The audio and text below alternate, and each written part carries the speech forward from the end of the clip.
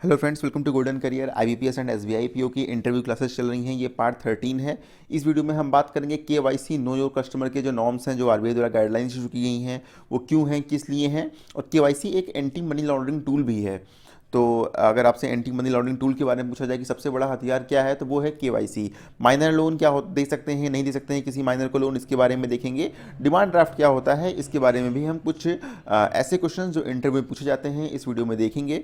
लेकिन ये पूरी वीडियो वही लोग देख पाएंगे जिन्होंने इंटरव्यू क्लासेस ज्वाइन की हैं। अभी भी अगर क्लास ज्वाइन नहीं की है आपने, तो वीडियो के डिस्क्रिप्शन बॉक्स में लिंक दिया हुआ है, आप ज्वाइन कर सकते हैं।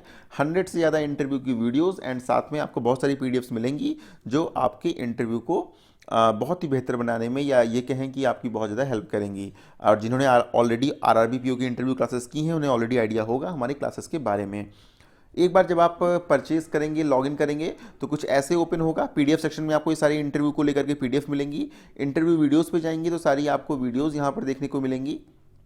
ऑलरेडी यहाँ पर जितने पार्ट्स आपको हमारे चैनल पे दिखेंगे जो कंप्लीट नहीं होते हैं, वो जब आप लॉगिन करके देखेंगे तो सारे पार्ट्स आपको वहाँ पर पूरी वीडियोस जो है वो दिखेंगी। बाकी पार्ट्स जैसे जैसे अपलोड हो रहे हैं आपको इन्फॉर्मेशन मिलती जा रही है।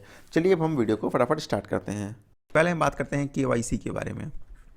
केवाईसी क्या है? केवाईसी मीन्स होता है नो योर कस्टमर। ठीक है, नो योर कस्टमर। ठीक है। तो केवाईसी गाइडलाइंस क्या है? केवाईसी गाइडलाइंस जो है वो रिजर्व बैंक ऑफ इंडिया द्वारा इशू की गई हैं, जिसमें क्या करते हैं, बैंक जो है कस्टमर से इंसिस्ट करते हैं कि वो अपने आईडी की और एड्रेस प्रूफ की कॉपी को सबमिट करें। ठीक है। केवाईसी कैसा टूल है अगर हम बात करें, तो केवाईसी जो है वो mainly anti money laundering tool है। ठीक है। एंटी मनी लॉन्ड्रिंग टूल अगर आपसे पूछा जाता है एग्जाम में कि main anti money laundering tool कौन सा है आपके पास, तो वो है केवाईसी। मतलब कस्टमर की आप प्रॉपर केवाईसी करें, उससे उसका एड्रेस प्रूफ, उसका आईडी प्रूफ प्रॉपर आप लेंगे तो एटलीस्ट आपको पता होगा कि जो पैसे डिपॉजिट हो रहे हैं ये किसके हैं, किस कस्टमर के बिहाफ पे डिपॉजिट हो रहे हैं। पहले क्या होता था, केवाईसी मैंडेटरी नहीं थी, कुछ भी ऐसे भी अकाउंट रेफरेंस, सिर्फ किसी के रेफरेंस से भी अकाउंट जो है वो ओपन हो जाते थे। मेन पर्पज़ अगर हम बात करें केवाईसी का क्या है, तो मेन पर्पज़ ये है कि जो एक जेन्युइन पर्सन है सिर्फ उसको अकाउंट जो है वो बैंक में ओपन करने दिया जाए। ऐसा नहीं हो कि कोई एक फेक पर्सन किसी और के नाम पे किसी और का डॉक्यूमेंट देके जो है वो अकाउंट ओपन कर दे। ठीक है। According to KYC guidelines bank क्या डिमांड करती है? बैंक डिमांड करती है आपसे एड्रेस प्रूफ, नंबर 1। मैं यहाँ ADD एड्रेस प्रूफ PR लिख दे रहा हूँ सिर्फ। और नंबर 2 आपसे डिमांड करती है आपका आईडी प्रूफ। ठीक है। कुछ भी हो सकता है वो आपका Aadhaar card, PAN card, passport. ठीक है। PAN card as a ID proof काम करेगा, एज ए एड्रेस प्रूफ काम नहीं करेगा। बाकी वोटर आईडी हो गया, कोई भी और गवर्नमेंट आईडी आपके पास है, आप कहीं गवर्नमेंट में एम्प्लॉयर हैं, आप एम्प्लॉयर की तरफ से कोई आईडी आती है, तो ये सब चीज़ें जो है वो एज ए आपकी केवाईसी जो डॉक्यूमेंट्स होते हैं वो यहाँ पर मान ली जाती हैं। ठीक है। पैन कार्ड जो है वो आपका सिर्फ आईडी प्रूफ है, वो आपका एड्रेस प्रूफ नहीं है। बेसिक जो है वो केवाईसी का यही है। ठीक है कि नो योर कस्टमर आरबीआई की गाइडलाइंस के अकॉर्डिंग केवाईसी हर अकाउंट की मैंडेटरी है। अगर आप केवाईसी नहीं कर रहे हैं तो फिर वो आप गलत तरीके से अकाउंट ओपन कर रहे हैं। वैसे तो अब ई केवाईसी भी आ गई है। ठीक है। ई केवाईसी में क्या होता है, आप बायोमेट्रिक या OTP बेस्ड जो है वो ऑथेंटिकेशन करते हैं। बेसिकली बैंक्स में देखा होगा अकाउंट ओपन कराते हैं और आपका आधार कार्ड से लिंक होता है, तो आप अपना थंब इम्प्रेशन देते हैं तो आपके आधार कार्ड की सारी डिटेल बैंक्स में अपने आप आ जाती हैं। तो ये होती है आपकी e KYC, that is electronic KYC. ठीक है। नेक्स्ट एक और हम टॉपिक बात करते हैं कि डिमांड डिपॉजिट क्या होता है। देखिए, बैंक में डिपॉजिट दो तरह से हो सकते हैं, दो तीन तरह से हो सकता है। करंट अकाउंट हो सकता है, आपका सेविंग अकाउंट हो सकता है, और दो आपके रिकरिंग डिपॉजिट हो सकता है या फिक्स डिपॉजिट भी हो सकता है। ठीक है। तो जो करंट अकाउंट में पैसा और जो सेविंग अकाउंट में पैसा होता है, मतलब जो करंट अकाउंट का डिपॉजिट होता है एंड जो सेविंग अकाउंट का डिपॉजिट होता है, उन्हें हम बोलते हैं डिमांड डिपॉजिट।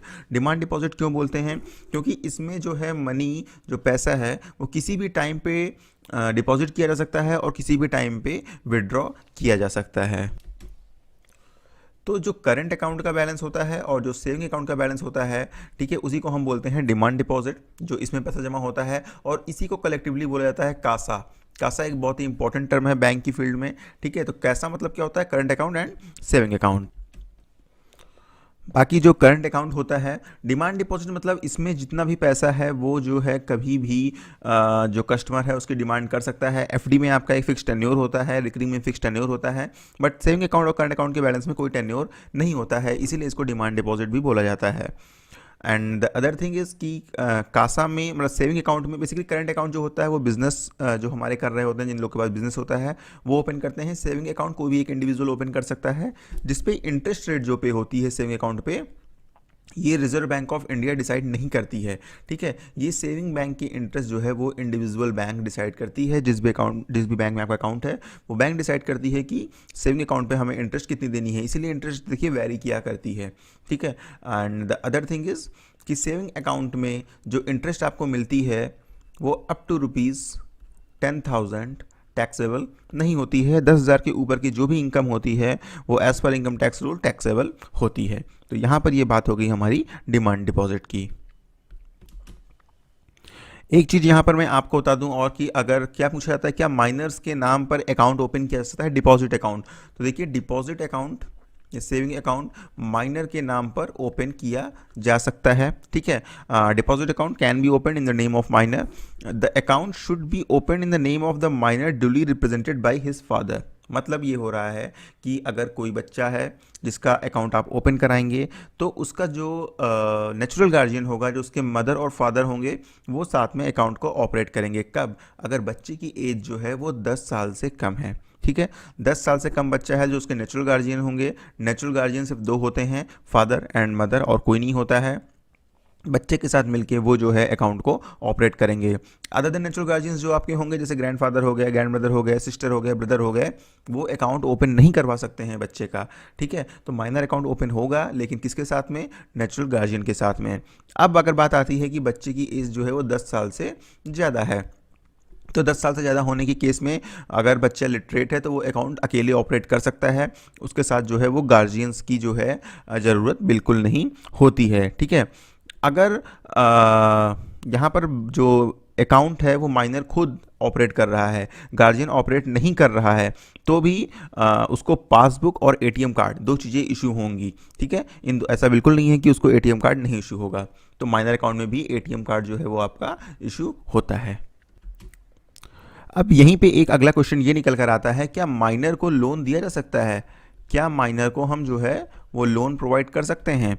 तो यहाँ पर देखिए लोन जो है वो किसी भी माइनर को नहीं दिया जाएगा। एज़ पर लॉ लोन जो है माइनर्स को बिल्कुल नहीं दिया जाएगा। वो जो है किसी भी तरह कंसिडरेशन भी उसका नहीं किया जाएगा, क्योंकि अगर आप माइनर को लोन दे देते हैं तो आपके पास कोई अधिकार नहीं है कि आप उसकी रिकवरी कर पाएँ।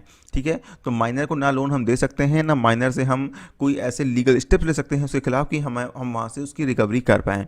तो माइनर को ना लोन देना है ना उससे लोन रिकवर करना है। ठीक है, तो यहाँ पर ये भी चीज़ आपको क्लियर हो गई। बाकी एक चीज़ और है, जैसे नोट्स कौन इशू करता है? तो 2 रुपये से लेकर के 2,000 रुपये तक के जितने भी नोट होते हैं, 2 रुपये से लेकर के 2,000 रुपये तक के जितने भी नोट्स होते हैं, ये आपका reserve bank of India issue करता है। 1 रुपीज़ का जो नोट होता है वो गवर्नमेंट ऑफ इंडिया इशू करती है, और जितने भी कॉइन्स होते हैं ये भी reserve bank of India issue करता है। ठीक है, सारे नोट पे एक्सेप्ट 1 रुपये नोट जो है इस पर फाइनेंस सेक्रेटरी के साइन होते हैं 1 रुपये की नोट पे। बाकी सभी पर जो है नोट्स पर वो गवर्नर के साइन होते हैं। कौन? जो रिजर्व बैंक ऑफ इंडिया का